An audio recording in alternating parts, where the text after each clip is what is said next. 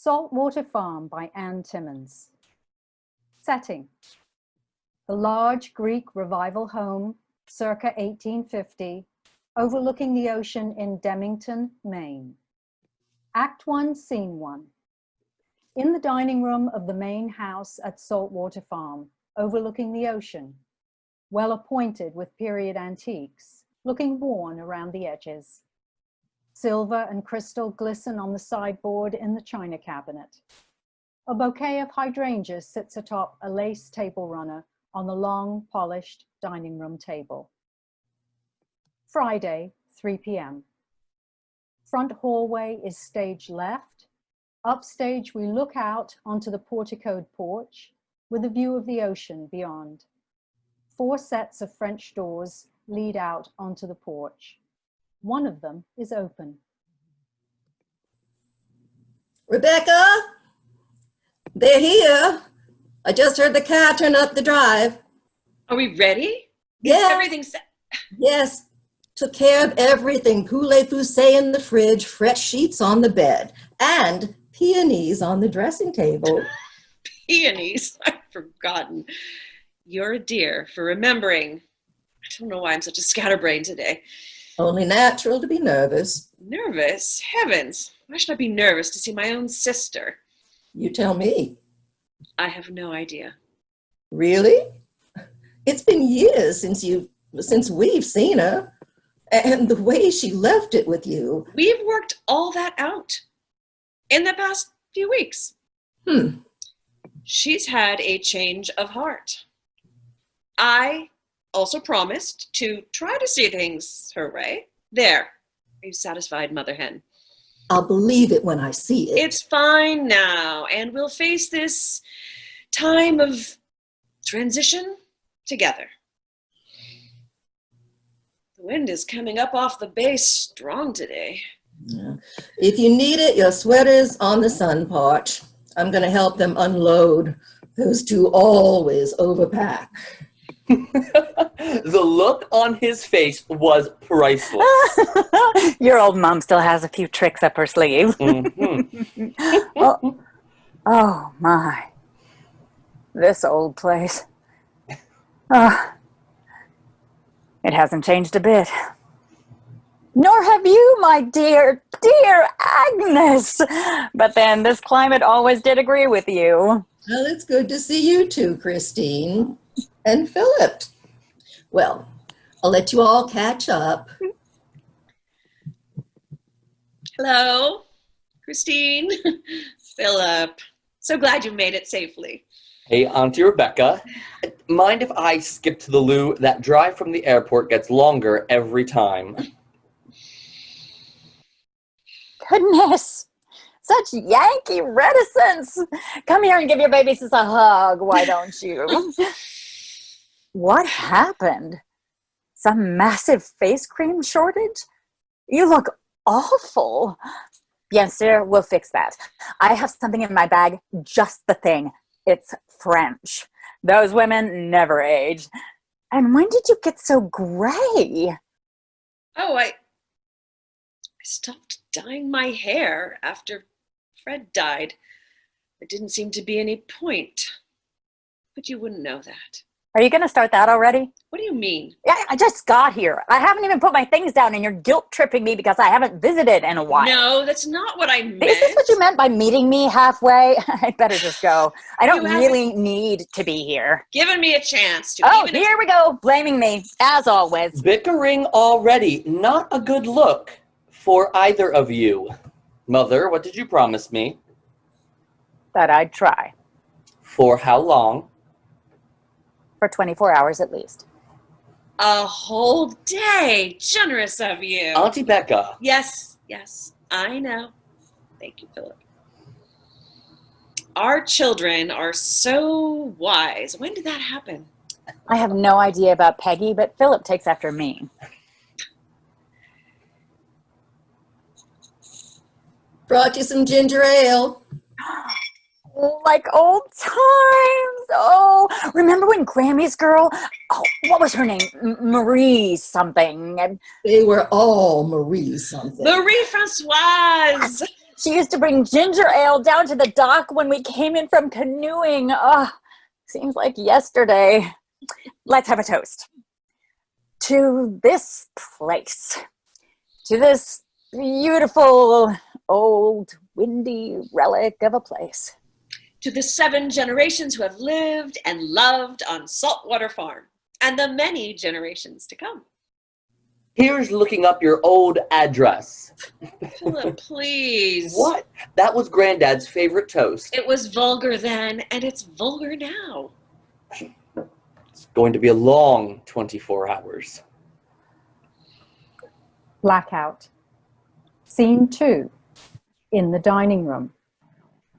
Now we see 3 piles of legal documents sharing space with hydrangeas on the table. Friday, late afternoon. I don't know why Mother is making such a fuss. Why? What's going on?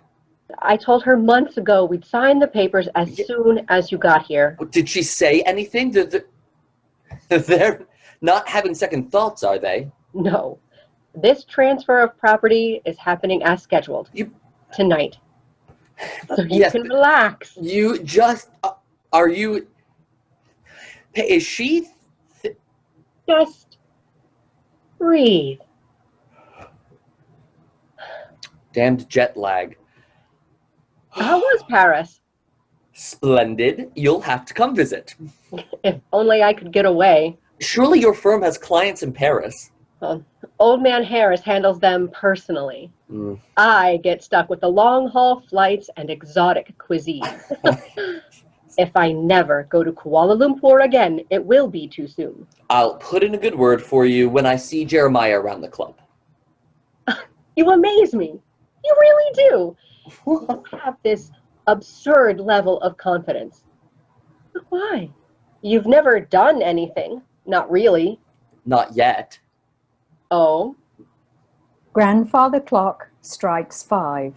Thank God. Cocktail, dear cuz. Just white wine for me. Ugh. Agnes! Really? What a lazy boy you've become. Philip, Thinking. pouring his drink. Keep thinking that for now. Be a dear and fetch me 2 cubes, will you? Peggy enters with glass of white wine and 2 ice cubes in hand, which she puts in Philip's drink. Cooties! My hands were clean. And since when were you such a stickler? You weren't always so particular about... I have grown up. Really? Well, I promised you. I promised Mumsy. That was part of the deal, remember? Oh, let me see if I can find the pertinent paragraph. Spare me the legal mumbo-jumbo. I know I have a reputation in the family for being rash, acting without thinking. I understand that that document says, in so many words, that you are tasked to exert a moderating influence on me. Because the 2 of us, from tonight ever after, are yoked together. We'll have to agree on any plan of action when we're the co-owners of Saltwater Farm. Correct. But that doesn't entirely prohibit me from doing what I want, if I convince you first. That is also true. But I am not easily convinced. It's getting late. Where are they? Better check that impatience before it gets you in trouble again. Yes, ma'am.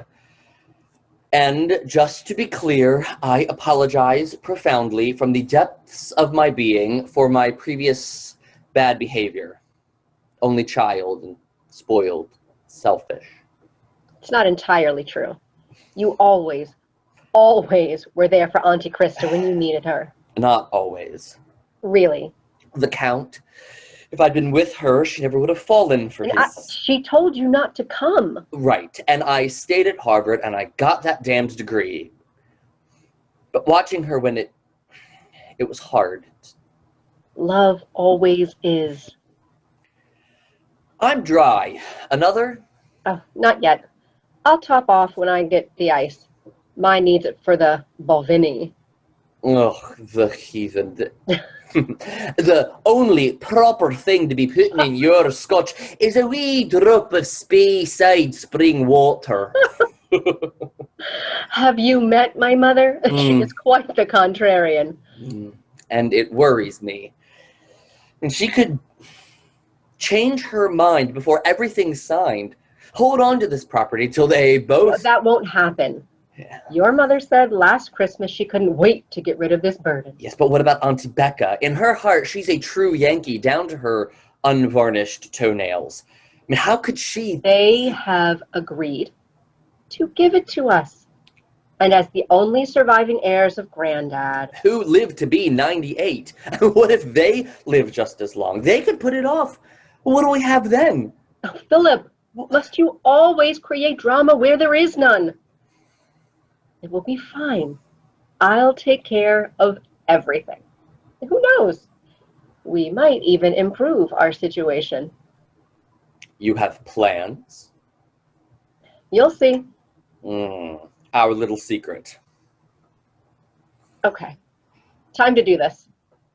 Can you bring them in? I think mine's on the sun porch. Absolutely. You know, when tonight is over, we'll be in charge of the family legacy. Think of it. Yes.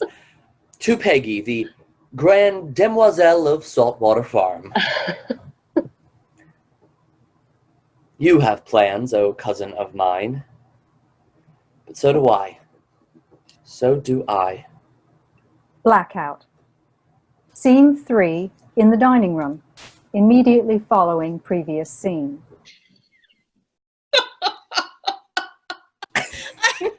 God, how naughty you can be, Philip! My mother will tell you I am worse in French. Where is she? Not here, apparently. But she knows I wanted to do this before dinner. Perhaps she's having a bit of a lie down, doesn't bounce back from her flights the way she used to. Shall I go get her? No, stay here. I can't have everyone wandering off. Where's Peggy? You're late. But I had to get the ice. Well, no matter your excuse, you're here now. Oh, it's such a delicious nap. The mattress in my room is surprisingly comfortable. Surprisingly? Why do you say that? Do you think I'm too cheap to replace things that wear out? Not cheap, just frugal, in a classic New England way. I'll go get Agnes. She's to be our witness. Mumsy. What did I do? Really, Aunt Krista? Why do you have to push her buttons like that? Oh, don't blame me for everything. She's been anxious since I got here. I wonder if she's having second thoughts about the signing. Nonsense. We agreed last fall, and I have never wavered. You're the one who's been I wavering. like this as much as you do. Just think, these two will soon have all the worries. Then you and I can blissfully put all these pesky financial details behind us. Yes, well, let's get started. Here you are, Mumsy. Darling, just affix your John Hancock to the appropriate places. Wait! We can't do this. Why not? Didn't I tell you? We need Father's fountain pen. Je ne le crois pas. It must be here. I had it with the papers. Forgive me, but what is so special about a pen? It's part of a legacy. It's the one he used to sign the property over to us. When Clem turned 21, never mind you and I had passed that milestone well before him. I was already married to Fred. Yes, Daddy thought you were a safe bet because you had a man attached. But since I was divorced, he felt he was taking a risk with me. Now, Krista, I'm sure he didn't see it that way. He did. He told me so. Philip, have you forgotten your manners? Oh, gracious me, how thoughtless. He makes Rebecca's scotch, hands to her, reaches for champagne. No, that's for our celebration. After we're all done signing. Oh, Becca, champagne is my July cocktail. Don't you remember? Surely you have more than one bottle. I'm not certain what I'll we go have. check in the cellar. It's a bit drafty, isn't it? Ooh, I've forgotten how much cooler it is here. Paris is positively an oven this time of year. Us, it's always temperate on the coast. Up in the county, they got twice as much snow as we did last year. Summer before last, they saw 100 degrees. Got a cousin up there. Wants to move off to Florida, but I said, no thanks. Too hot for me. While we wait for your bubbly, I'll go fetch the sacred pen so we can get on with it. Any idea where it might be? If it's not here, it's likely on top of my desk in the sun porch. Oh, the desk is a mess. He'll never find it. Excuse me, Krista, I'll go help him. No champagne down there. Guess you'll have to drink something else. Are you sure? It seems I saw. I stashed it in the pantry fridge like I used to. I love you.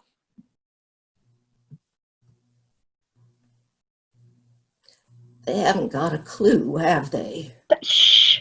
But they've all gone.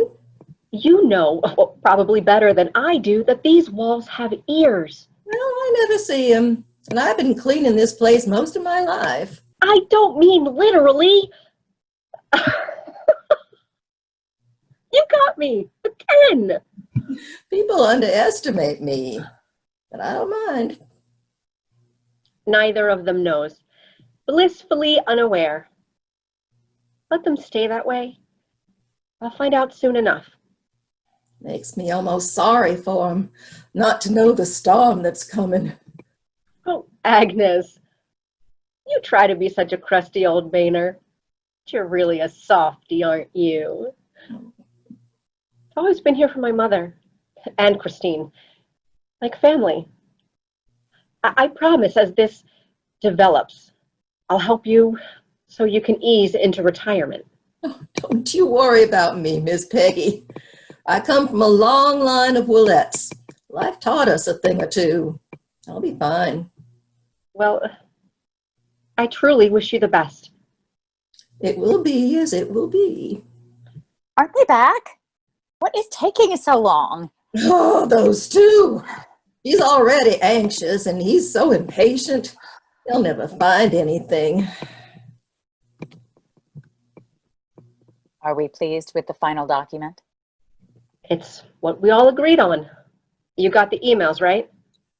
And you read them? Of course I did, sweetie. And I'm fine with all this. Are you?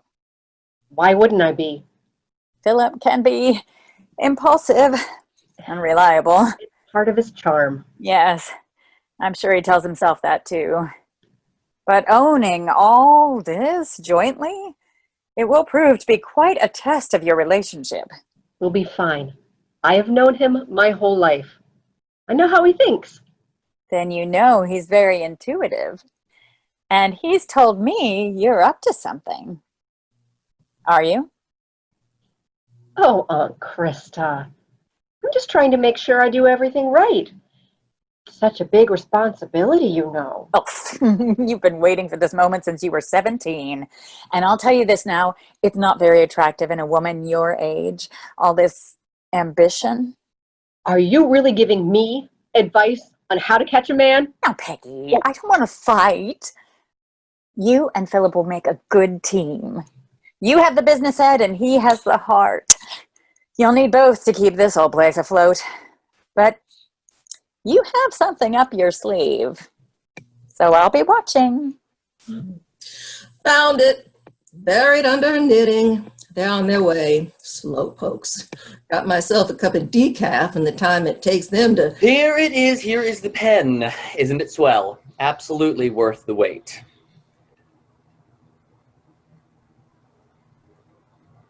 Are we ready? I am. Are you? Blackout. Scene 4. Veranda off of dining room after dinner. We hear sounds of waves gently lapping the shore. Peggy and Philip are sitting in Adirondack chairs with wine glasses in hand. I have missed this. The smell of the ocean, the sound of the water as it gently tiptoes on our little cove. The stars. I never see stars anywhere shine as brightly as they do here. The Vieques Villa? Oh, well, of course. The stars are magnificent in the Caribbean, but they're not my stars. These are? Well, they're ours now.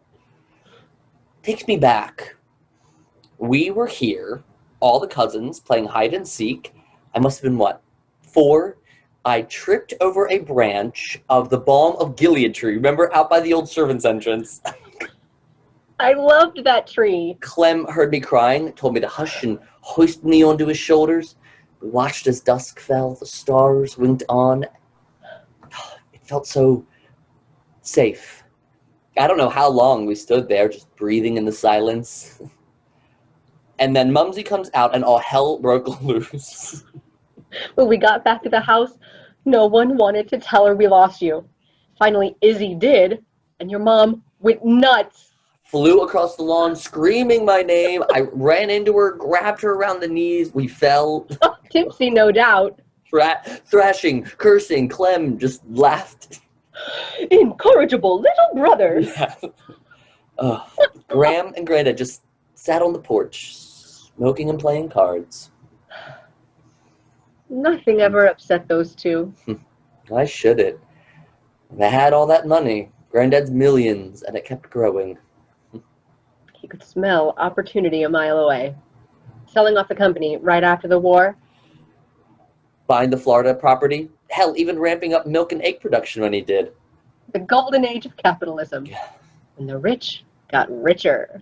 Well, we don't have his genius. Thank God he left us enough so we can live comfortably off the interest. What's that supposed to mean? Our assets took a huge hit during the recession. Yeah. Or did you forget? We've stabilized now, but only because we started liquidating. Finance talk bores me. I'm sure you have the situation well in hand. Yes, I've concluded. We need to consolidate our holdings. Oh, darling. Can I just marry well? You really don't get it, do you? We are not the only ones. No one we know, from school, or the club, or the island, no one has the money to sustain our generation. Mumsy did say to me one evening, about 5 drinks in, that I would never in all my life be as rich as she was. I thought it was the gin talking. We need to sell. The Boston property, then. Then where would Mother live for 7 months each year?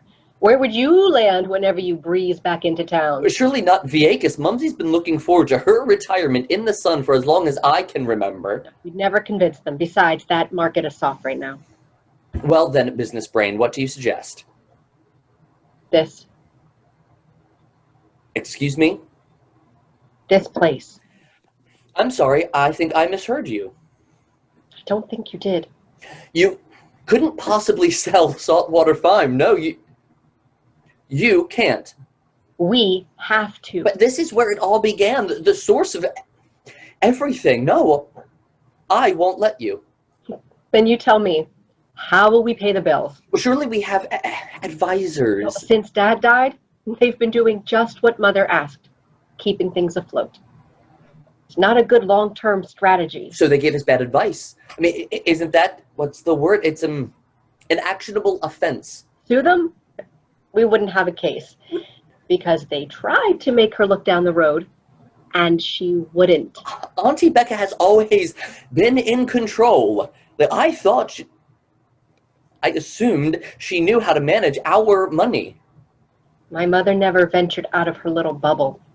Not really. She could run the household, but she didn't keep up with the times. Diversification, new investment tools, they all scared her. So she let some golden opportunities pass us by. And here we are. We hear the wind blowing. Winds shifted.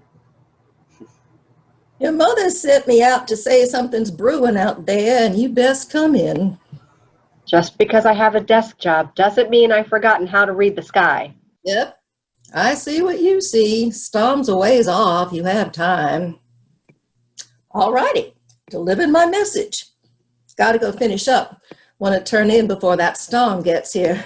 Never been able to fall asleep hearing the wind whipping round the chimneys. Wait, Agnes, we were just remembering Clem just now. You were here that night, the last time. What happened? Hasn't your mother ever told you? She won't say anything except he needed me and I failed him. Oh, these years. Land's sakes. His family does have a way of keeping secrets. Proud part of our heritage. Will you recollect that Thomas fellow from that New Year's when you were all up here? He was with another guy, Peter, the Christian brothers, Uncle Clem called them. They were so different from the boys I knew. Thomas had such gorgeous long hair and waves to die for. You bragged you could get him to talk to you after dinner. Did you? I tried. I was sneaking some wine after the parents had gone to bed. The three of them were around the fireplace. They looked so serious, so deep in conversation. That didn't stop me. I went over, trying to be all nonchalant. "What's up?" I said. Oh, 15-year-old Peggy making her move. Clem turned on me with a look that made my blood run cold. "Little girls shouldn't be prowling around this late at night." You never told me that. He sure ruffled his feathers. And he left so quickly the next morning. They all did, just after breakfast. It was months till I saw him again. It was his birthday weekend in July. When she's not up here, Rebecca calls me twice a week from Boston to talk about household stuff. I always ask after the family, and all that time she never said anything about Clem or his friends, never mentioned anything was wrong. So I thought it all died down, whatever it was. You really had no idea. Not a clue. But that weekend, when he came up for his birthday, I could tell it was back. He looked not well, haunted, you might say. What an odd word to use. Don't know how else to describe it. It was just him and his sisters, and your dad too, Peggy. But Clem, he just wasn't right all through cocktails. Didn't even touch his oysters. Well, can't say I blame him. Figured you'd grown out of that by now. I enjoy all sorts of disgusting things these days. Escargot, calamari, espardeñas. Still can't stand oysters. When you couldn't eat yours, Clem always helped himself. "More for the rest of us," he said. I served a nice chilled gazpacho, his favorite. I'm in the kitchen checking on the chicken when all of a sudden I hear shouting. I get here just in time to see Rebecca lunge toward him, ready to attack. She would have too if Fred hadn't pulled her off. Good Lord. I took her upstairs, gave her an Ativan. Christine came up and told her to get a grip. Said he only owned a third of the farm, and anyway, they couldn't divide it, so they'd figure something out. Do you know what it was that he said to them? Mother said, thank God it was only me here that night. What if one of the girls from town had been here serving? We'd be the talk of Demington by sunrise. And the rest of dinner? Well, good manners say you don't argue at dinner. I took her plate away, and by the time I served the strawberry shortcake, it seemed as if nothing had happened. Must have said something awful. In the morning, Rebecca came roaring down the stairs, not even dressed, and told him if he wanted to do any such ridiculous thing to get out and never come back. Her own brother. She lit into him, said he was making a mockery of all the hard work and dedication of her father and his father before him and his father. Before she finished reciting the family tree, he had stormed out of here. Mother did tell me that Walter from the bank called the next day. It seems Clem had taken all the money out of his trust. That was the last we knew of him till he called from New Mexico, the end of the summer. When I answered, Rebecca grabbed the phone from me. I was watching. The blood drained from her face. She took a deep breath and said in a low, angry voice, no, more like a growl. If you do that, we'll have the lawyers sever all ties, and you'll no longer be a Deming. She hung up the phone, walked right by me. Her eyes were empty, She went upstairs and shut her door. I missed him so much. And that package came at Christmas, remember? Postmarked New Mexico. I thought he had sent us Christmas presents. And we tore the box open, and it was just a few of his belongings. Thomas sent it. He was with him when he... Yes. You know the story from there. There's not much to tell, is there? We never talked about it. But we never forgot. What does it take for someone to turn his back on family like that?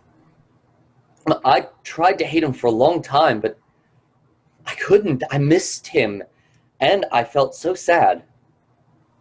Now? I know more. Do you now? Yes. And I understand. Blackout. Scene 5. The dining room. Moonlight, appearing from behind clouds, streams in through the French doors. Immediately following previous scene. Christine enters, finds Rebecca in the darkness. Christine reaches to turn on a lamp. Please don't. What are you doing then in the dark? Spying? Just listening. See the wind, the buzz of the conversation. Peaceful. The calm before the storm. I always find it too quiet, especially after Paris. I need the quiet. Boston has become overrun. Too much hustle and bustle. Did you ever think that attitude has caused you to age prematurely? I have opinions. I don't think that makes me old. No? Let me illuminate you. I act my age. Sorry I'm not as exciting as your jet-setting friends. No, you're right. That was... It must be such a bore for you to come back here for this business. It'll be over soon, and then you can go back to all the excitement and glamour. Yes, there was plenty of that. But no one can ask. One can ask only certain things of friends. Even good friends. Not like family. Really? My Boston ladies, all of whom you would detest, I am sure, would go to the ends of the earth for me. Loyal. They're old-fashioned that way. I'm sure they're lovely. Lifelong friends. It's a good feeling to know that nothing changes. Is it? I cannot imagine how that could possibly be. Well, that's the difference between us. Your feet were always itchy, and where has that gotten you? More places than you can dream of. The past 15 years in Paris were a glorious adventure. It wasn't perfect, but it was always interesting. I wouldn't trade it for the world. Yes, yes, Paris the Divine, give it my regards. When's your flight back? I don't have one. What? I'm not going back. But why? You can't bear it. I can't bear being homeless. I would be in Paris. But how? That idiot, did he? The Count? He's not the problem. Well, not this time. I find myself, come on, they don't, under-resourced these days. Ah, you came here looking for money. Yes, that was the original plan, except that our fortune's dwindling at an alarming rate. What do you mean? Nothing's going on with their money. Exactly. It's just sitting there, slowly draining away. What nonsense. I blame myself. What did I expect, letting you call the shots? I didn't go running after love. I stayed. Yes, like an insect caught in amber, you stayed, stuck in some mythical past of sunset sails and dinners at the club. There is nothing wrong with fondly remembering a gentler time. There is if you're the steward of the family fortune. What do you hope to gain by lying to me this way? I'm not. I'm trying to protect you, to preserve the family, to salvage what we have left. I'll talk to Peggy and the bankers, salvage what we can, and move on. But we're the Demings. Our way of life goes back generations. We have a legacy to carry on. Even legacies die when the cash stops flowing.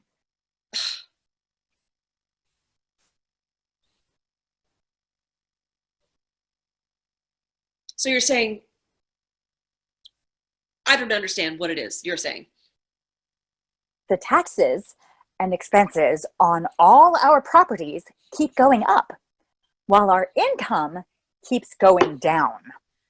What about Walter and his ridiculously obsequious young men at the bank?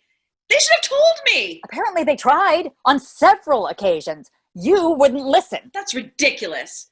What is it we're paying them for then? They're advisors. They can't act unless you agree, but you wouldn't, and now we're up this sorry creek without a paddle. And to think, you worried it would be Philip who lost our fortune. Oh, the irony.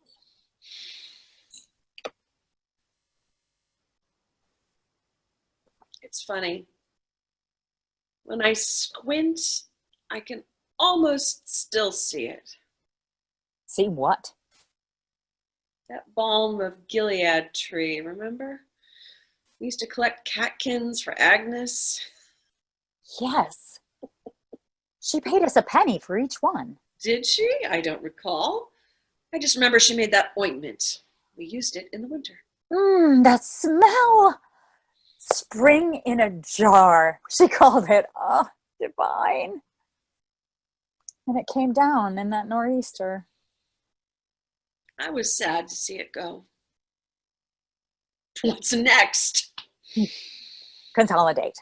I think the best way forward is to sell some assets. Boats, the paintings. We'll have to find out what Walter suggests in terms of long-term planning. So we'll auction off our heritage to the highest bidder? It's all so unfair. What can you do? C'est la vie. No, I refuse to let them take any of this away from me. They can't. I absolutely forbid it. I knew you'd find some way to make this all about you. Forever the wronged party. I've seen how this movie ends. Philip, get your things. We're leaving. To go where? You don't have a flight. Philip, call the Black Point Inn and book us a suite. Mumsy, it's only been 8 hours. And if I stay here 1 minute longer, I will not be responsible for my actions. Then go. Take your self-serving lies and get out of my house. Oh, that's right. This always ends with you slamming the door in my face because you can't handle the truth. Me? You're the one who is always... Stop it right now. At each other's throats again. I thought you agreed. But after all that has happened, it was time to let bygones be bygones. I am disappointed in you two. Then I'll leave to avoid further disappointment. No! You are staying this time and settling this once and for all. Excuse me? But you need to cool off.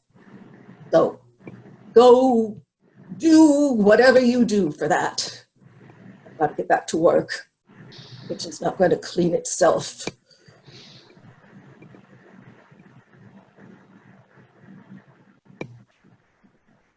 Philip, I'll be upstairs if you need me. I need to find my glasses.